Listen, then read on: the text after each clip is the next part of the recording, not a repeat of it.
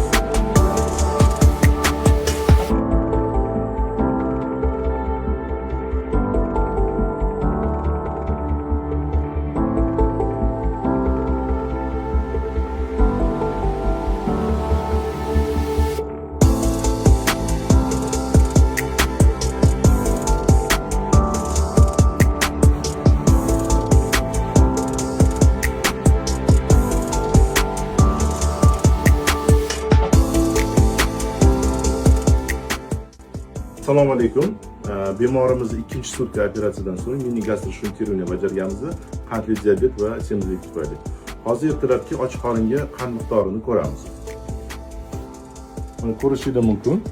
Operatsiyadan ikkinchi kun qand miqdori 6,6. Bemorning glikemiya gemoglobin 14,4. Bemor so'ziga qaraganda ba'zida 30 gacha ham ko'tarilgan qand. Bemor Zohidova Lobar 30 yoshdalar. Bizga qand miqdorining oshishi, ortiqcha vazn ko'pligi bilan murojaat qilib keldilar. So'zlaridan ko'p yillardan beri ortiqcha vazn va qandli diabet bilan kurashib kelganlar, lekin samarasiz. Bemorga o'tkazilgan tekshiruvlardan so'ng metabolik sindrom, semizlik 3-daraja, qandli diabet 2-tip o'rta og'ir kechishi tashxisi qo'yildi.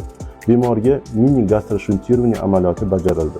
Shu bilan birga bemorda kindik cho'rasi bo'lganligi uchun cho'ra kesish amaliyoti ham bajarildi.